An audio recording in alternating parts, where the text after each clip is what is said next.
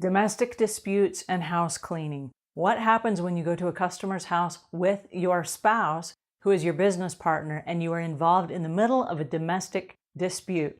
We're going to talk about that today. Hi there, I'm Angela Brown, and this is Ask a House Cleaner. This is a show where you get to ask a house cleaning question, and I get to help you find an answer. Now, today's show is brought to us by mycleaningconnection.com, which is a website, and it's a hub for all different kinds of cleaning things. And on there, you're going to find some reference material about, check it out, domestic disputes and how you're supposed to work through that kind of stuff and creating boundaries. So if your business partner is a partner of yours and you get along swimmingly for most of the time, and then one day, lo and behold, you wake up and you're in the middle of this domestic dispute, or you're in a fight, or you got bad feelings and bad energy, and you have to go to a customer's house, what on earth do you do? All right, that's a great question. So my answer to you is this.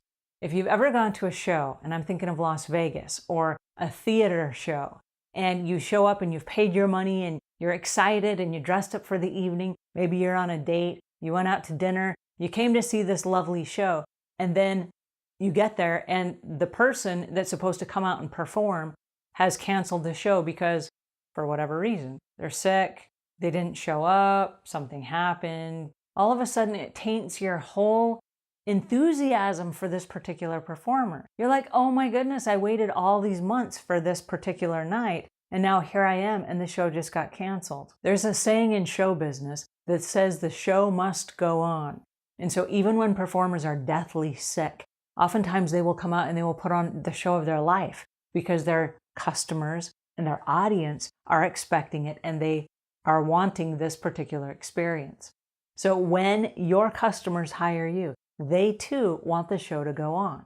And so you have to act like a performer.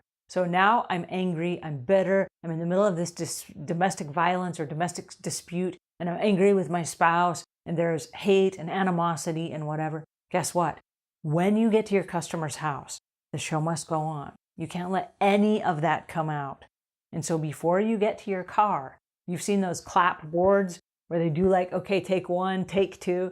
You're going to have to do that mentally and say, okay, here goes. The show begins. And make a clapboard for yourself and start the scene now. And as you go into the customer's house, wear a great big smile, be happy about your day, be grateful that you have the job, and go in and give it your best. Because it's not your customer's responsibility to solve and resolve your domestic disputes. It's not their job. They don't want to know about it. They don't care. And even though they might like you as a person, they don't want to get involved in your personal fights. So my suggestion would be, if you're tag teaming it and there are two of you in the house, one of you go upstairs, one of you go downstairs, or go to opposite sides of the house. Don't look at each other, don't talk to each other, don't anything while you're in the customer's house, because if you start fighting and bickering in the customer's house, you're probably going to lose the job. It's really unprofessional. And so don't bring your unprofessionalism to your customers' houses. Now, I know a lot of customers that have complained to me personally about either coworkers that are fighting with each other or husband and wife teams that are fighting with each other while they're at their houses. And they'll ask me, what do I do?